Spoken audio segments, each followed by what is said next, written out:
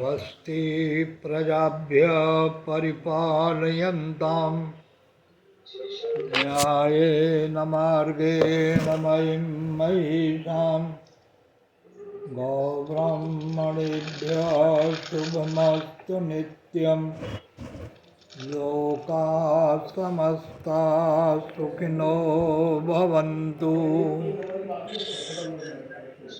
ओम शांति शांति शांति भवतु। ओम। आज शुक्रवार का दिन है और परंपरा के अनुसार अजमेर रोड लता कुंज से राम तीर्थ सत्संग मंडल के तत्वावधान में जो साप्ताहिक सत्संग का कार्यक्रम है, इसी कड़ी को हम आज आगे बढ़ाएंगे।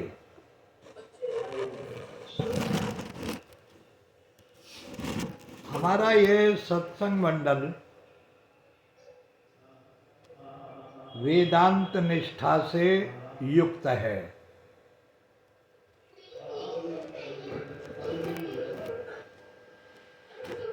परमात्मा की सर्वव्यापकता को स्वीकार करता है।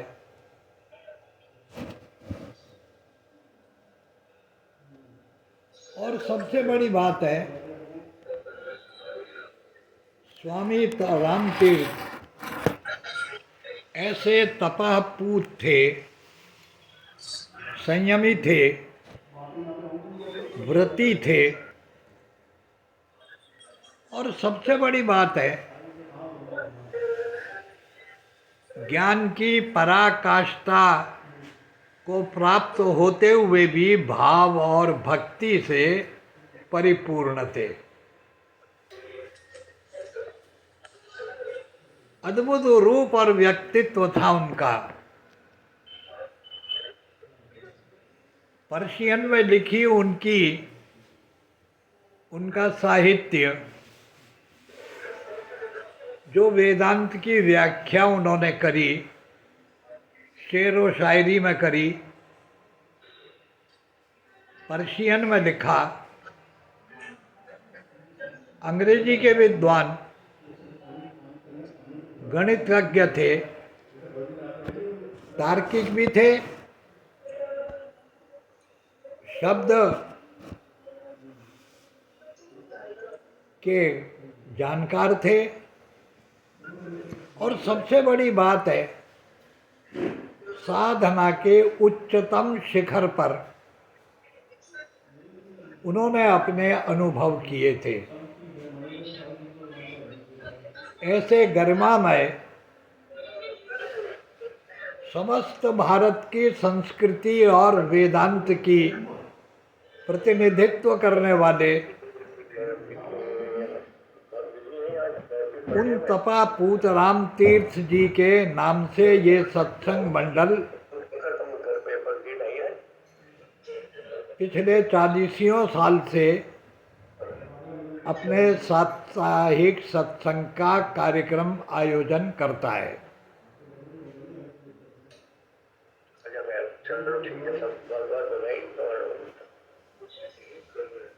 जितना प्रयत्न करके, प्रयास करके, संकल्प पूर्वक, निष्ठा के साथ सपरिवार ये शिरोमणि बंधु सारे भाई मिलकर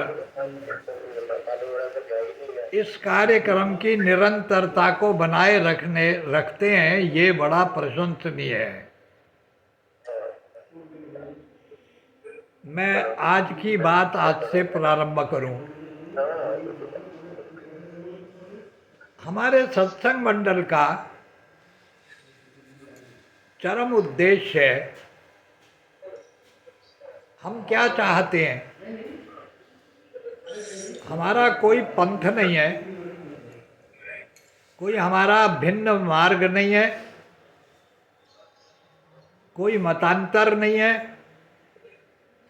कोई संप्रदाय नहीं है। नितांत भारतीय संस्कृति का मूल तत्व जीवन दर्शन कि ये हमारा जीवन इससे बड़ी गरिमामयी वस्तु, इससे बढ़कर बहुमूल्य वस्तु और कैसा अद्भुत जीवन है, सुर दुर्लभ। देवताओं को भी ये योनि दुर्लभ है।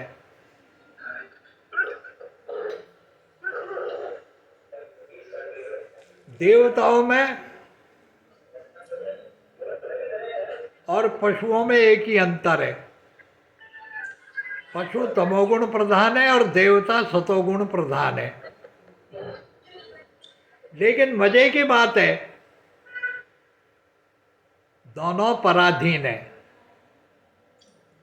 एक पाश में बंधा हुआ है और एक अपने पद से बंधा हुआ है। स्वतंत्रता का आह्वान अगर कहीं किया गया है, कर्म का विशाल क्षेत्र अगर किसी को पूरी तैयारी के साथ दिया गया है तो वो मानव योनि है। इसीलिए इस मानव योनि को सुर दुर्लभ कहा गया है। कर्म का यज्ञ, कर्म यज्ञ को जिस गरिमा के साथ मनुष्य को करने का सामर्थ्य है, और कैसा सामर्थ्य है, उसकी स्वतंत्र सत्ता के साथ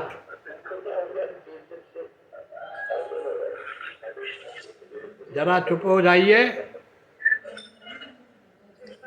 अपनी गरिमा के साथ मनुष्य को शुभ कर्म करने के लिए विवश नहीं किया गया है।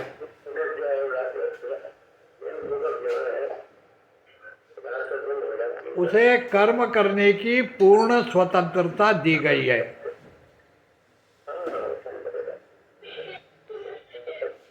इसलिए मनुष्य की जो योनि है, ये देवताओं को भी दुर्लभ मानी गई है। ऐसा मनुष्य जीवन पाकर अगर हमारा जीवन दुखों से भरा हुआ है, चिंताओं से भरा हुआ है, विसंगति से भरा हुआ है, विद्रूपता से भरा हुआ है, तो इसका अर्थ है कि हमने अभी अपने जीवन का आनंद प्राप्त ही नहीं किया है। हमारा जीवन अधिक से अधिक सुखी हो, समृद्ध हो, स्वस्थ हो, पूर्ण आयु को भोगने वाला हो, हम सुख से परिपूर्ण हो और दूसरों को भी सुखी करें, ऐसी लालसा, ऐसी इच्छा, ये हमारा सत्संग मंडल चाहता है कि जो हमसे जुड़े हैं उनको कोई दुख ना हो, और जो हमारे लोगों के साथ बंधे हुए हैं उनको भी दुख ना हो। इसलिए भारतीय दर्शन में एक बात कही गई है कि दुखों की निवृत्ति तो करनी चाहिए, ये तो आप भी जानते हैं। एक कीड़े मकोड़े से लेकर के मनुष्य तक, अगर आप हर आदमी का साइकोलॉजिकल एनालिसिस करें कि वो क्या सोचता है, क्या विचारता है, क्या इच्छा करता है, क्या प्रयत्न करता है, कैसी आकांक्षाएं बनाता है, किन संभावनाओं की खोज में रहता है, तो आपको मालूम पड़ेगा हर व्यक्ति एक बात चाहता है कि मेरे जीवन में दुख न हो, दुख की निवृत्ति हो। और हम प्रयत्न भी यही करते हैं। रोज हमें भूख का दुख आता है, उसकी निवृत्ति के लिए हम तैयारियां करते हैं, भोजन की तैयारी करते हैं, भोजन जुटाने के साधनों की तैयारी करते हैं। हम रात और दिन अपने दुखों को दूर करने का ही प्रयत्न करते हैं। एक मधुमक्खी से पूछो, वो निरंतर रात और दिन काम में लगी रहती है, कितना भ्रमण करती है, एक एक फूल से एक एक कण उठाती है, पराग का, मधु का एक एक कण एकत्रित करती है, कैसे उनका संग्रह किया जाता है, कितनी बड़ी व्यवस्था बांधी हुई है। तब कहीं जा करके प्रकृति में मधु का जन्म होता है, मधु पैदा होता है। सब लोग अपने अपने कर्म में लगे हुए हैं। अंतर केवल इतना सा है, ये विवश होकर कर्म करते हैं, आप विवश होकर कर्म नहीं करते, आप आनंद से युक्त होकर कर्म करते हैं। विवश होकर कर्म करना या तो पशुता का लक्षण है या देवत्व का लक्षण है। सात्विक कर्म है और पशु के समान बंद कर हो रहे हैं तो देवता है। कर्म अगर सामान्य है, तामसिक है और बंधन में बंध के हो रहे हैं तो पशु का बंधन है। लेकिन कोई बंधन न हो करके अपनी स्वीट विल के आधार पर, अपने ऑप्शन के आधार पर, अपने चुनाव के आधार पर कर्म करने की अगर कोई शक्ति है तो वो मनुष्य को प्राप्त है। इसलिए शास्त्रकारों ने कहा, त्रिविध दुःखस्य आत्यंतिक निवृत्ति परम पुरुषार्थ। दुख आपके जीवन में आए ही नहीं, दुखों की आत्यंतिक निवृत्ति हो जाए, totally elimination of all the troubles and miseries in your life.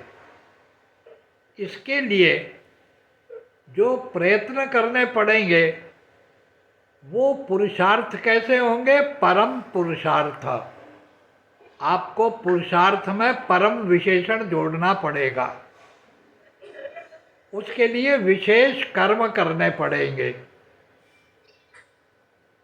ये विशेष कर्म करना ही जीवन की साधना है, जीवन को साधना है। क्योंकि हमारे यहाँ धर्म की परिभाषा पलायनवाद नहीं है।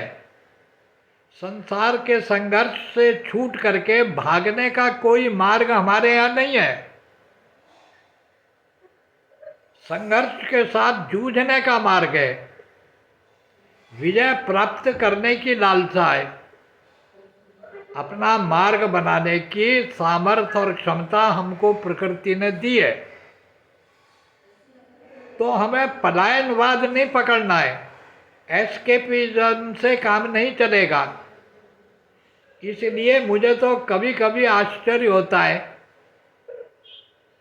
कि मैंने जैसा भी अध्ययन किया, मुझे मालूम पड़ा वैराग्य तो केवल एक स्थिति विशेष में पैदा होने वाली मानसिकता है।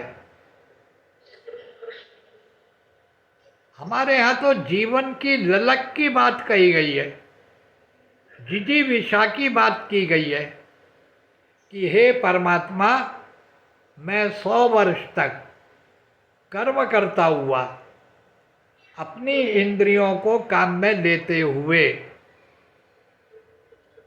स्वतंत्र भाव से अधीन होकर के जीऊं, किसी का दीन न बनूं, दास न बनूं,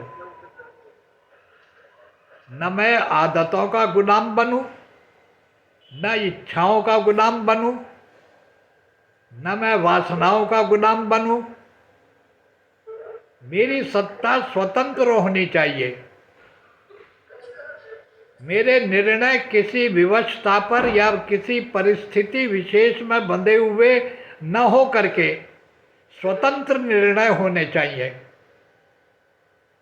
ऐसा कर्म करने का सामर्थ्य, ऐसी कर्म करने की शक्ति, ऐसे कर्मों की संभावना हमें जिस योनि में प्राप्त है उसको मानव योनि कहते हैं। श्रीमद् भगवत गीता भी यही कहती है कि जीवन में प्राप्त करने के लिए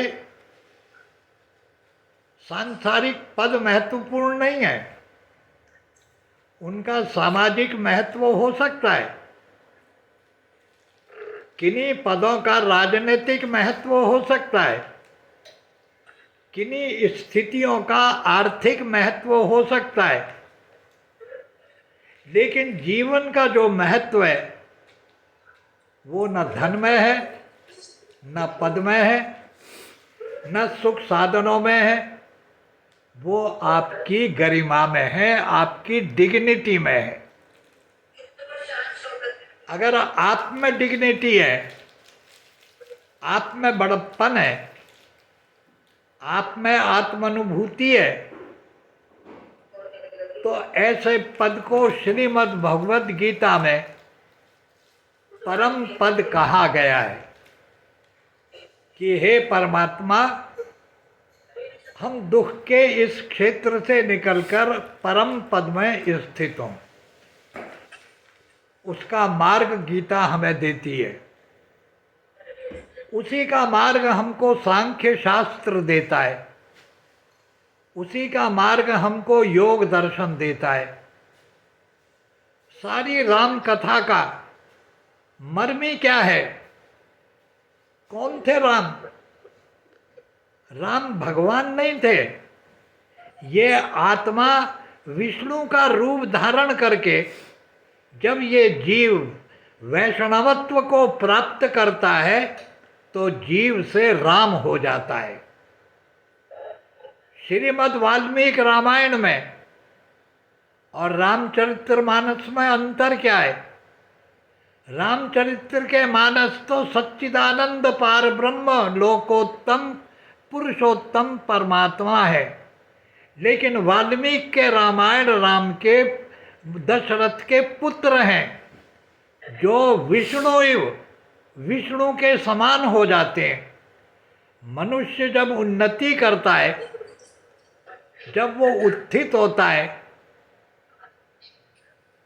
जब वो ऊंचे के दायरे में पहुंचता है, तो किस प्रकार से ये आत्मा लोकोत्तर हो जाती है, लोकोत्तम हो जाती है। कैसे ये जीव राम के साथ मिलकर राम रूप हो जाता है, कैसे ये आत्मा अग्नि से मिलकर खुद अग्नि के समान हो जाती है। हमारा भारतीय दर्शन मनुष्य को मनुष्यत्व से उत्थित करके ऊपर उठाकर देवत्व में लाना चाहता है। देवत्व को उन्नत करके वो ब्रह्मत्व की ओर गति करता है, और जो इस गति में, इस यात्रा में अपने मंजिले मकसूद को पा लेते हैं, वो जीव से ब्रह्म तक की यात्रा कर बैठते हैं। इसलिए भगवान ने गीता में कहा, निर्माण मोहा जित संग दोषा आध्यात्म नित्या विनिवृत्त कामा द्वंद्वैर्विमुक्ता सुख दुख संगै गच्छन्त मूढ़ा पदमव्ययं तत्। हे अर्जुन, पदम अव्ययम, उस जगह पहुंचना जहां पर कोई बदलाव नहीं होगा, कोई परिवर्तन नहीं होगा, निरंतरता बनी रहेगी। हमारे साथ कमी क्या है? हम टुकड़ों में जीते हैं। हम उतना ही तो जी पा रहे हैं जितना हमारा मन समझ रहा है। ज़्यादा समझदार हो गए तो बुद्धि के दायरे पर जी लेते हैं। बिल्कुल ही अगर हम मूर्खता पे आ गए तो पशु के दायरे में जी लेते हैं। वी लिव इन सेगमेंट, हम टुकड़ों में जी रहे हैं।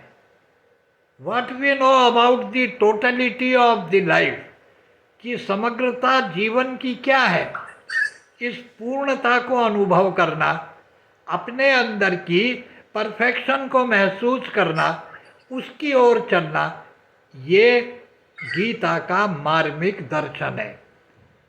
तो श्रीमद् भगवद गीता कहती है, अर्जुन को उपदेश करते हुए भगवान कहते हैं, अगर तू अव्यय पद को पाना चाहता है, ऐसी जगह जाना चाहता है जहाँ पर केवल आनंद की ही अनुभूति हो, उसके अतिरिक्त और कुछ भी ना हो, उस आनंद धाम को अगर पाना चाहता है तो तुझे अपने चरित्र में, अपने जीवन में, अपनी सोच में, अपनी मानसिकता में बदलाव लाना पड़ेगा। इसीलिए धर्म का लक्षण करते हुए मनु ने बड़ा सुंदर कहा है, न बाह्य लिंगात, किसी भी धर्म की पहचान बाहर के चिन्हों से नहीं होती है। अगर मेरे एक चंदन लगा हुआ है तो ये चंदन मेरी सज्जनता का लक्षण नहीं है। अगर मैं यज्ञोपवीत पहने हूँ तो ये कोई मेरे धर्म का लक्षण नहीं है। धर्म का लक्षण बाह्य चिन्हों से नहीं होता है। धर्म तो आंतरिक चेतना है। हम क्या सोच रहे हैं, क्या विचार रहे हैं, सोच और विचार के पीछे हमारी कौन सी भाव भूमि है, हम किस भाव पर खड़े होकर काम करते हैं, किस भाव पर खड़े होकर के हम क्रिया कर रहे हैं, वो भाव भूमि धर्म और अधर्म का निर्णय करती है। अगर वो भाव भूमि आत्मवत होती है, आत्मचेतना से युक्त होती है, तो धर्म का मार्ग होता है। अगर हमारी जीने की भाव भूमि केवल विषय और इच्छाओं पर सीमित होती है तो ये पशु जगत होता है। उस समय हम एनिमल प्लेन पर जी रहे होते हैं। इसलिए भगवान ने गीता में कहा कि हे अर्जुन, पहले तो तू एक काम कर, जितने भी तूने व्यक्तित्व ओढ़े हुए हैं, जो तूने अपनी पहचान बनाई हुई है, जो पहचान तेरे ऊपर लादी गई है, पहले तो उनसे मुक्त होने का प्रयत्न कर। क्या अद्भुत बात कही है, कितनी महत्वपूर्ण बात कही गई है। कितने आवरण हैं हमारे ऊपर। हमारे परिवार का आवरण, हमारा परिवार जिस जाति का अंग है उसका आवरण, फिर अपनी श्रेष्ठता का आवरण, अपनी उच्चता का आवरण, फिर अपनी स्थिति का आवरण। कितने पर्दे हैं जो हमने अपने ऊपर धारण किए हुए हैं। यही तो हमारा व्यक्तित्व बनकर हमारी पहचान बन रहे हैं। यही तो हमने अपनी पहचान बनाई है कि मैं भारतीय हूँ, मैं अफ्रीकन हूँ, मैं रशियन हूँ, मैं ब्रिटिशर हूँ, मैं अमेरिकन हूँ, मैं पाकिस्तानी हूँ या मैं सिंगली हूँ। भैया, ये तुम्हारी पहचान है क्या? अरे तुम अपनी पहचान की जगह उस धरती की बात कर रहे हो जहां तुम पैदा हुए हो। ये तुम्हारी पहचान नहीं है। तो तुम्हारी अपनी पहचान क्या है? तुम्हारी अपनी आइडेंटिटी क्या है? तो अगर हे अर्जुन तू अपने को जानना चाहता है तो एक काम तो कर, जितने मुखौटे तूने चढ़ाए हुए चेहरे पर जरा इनको उतारने का प्रयत्न तो कर। हटा तो सही इनको अपने चेहरे पर से। अपने जाति के मुखौटे को हटा, अपने परिवार के मुखौटे को भी हटा, अपनी सामाजिक स्थिति के मुखौटे को हटा, अपनी आर्थिक स्थिति का जो तूने धारण किया हुआ व्यक्तित्व उसको भी हटा। और एक बात याद रखो, ये आवरण तो हटाने ही पड़ते हैं। अगर तुम नहीं हटाओगे तो प्रकृति कहेगी कि मैं हटा के बताऊंगा। प्रकृति हटाएगी, क्या बचेगा अब? मुर्दा तो मुर्दा ही है, चाहे ब्राह्मण हो, चाहे बनिया हो, चाहे शूद्र हो, चाहे राजा हो, चाहे एमपी हो, चाहे मिनिस्टर हो, मुर्दा तो मुर्दा ही रहेगा। मालूम पड़ा सारे आवरण उतर गए, कुछ भी नहीं बचा है। जब कुछ भी नहीं बचा है तो केवल एक चीज बचती है कि जिसको तू अब तक पूजता आ रहा था कि तू ही बेटा, तू ही धी, पी ले दूध और खा ले घी। जिस शरीर की सेवा तू करता रहा, जिसको तू अपना आपा समझता रहा, कैसी दुर्गति हो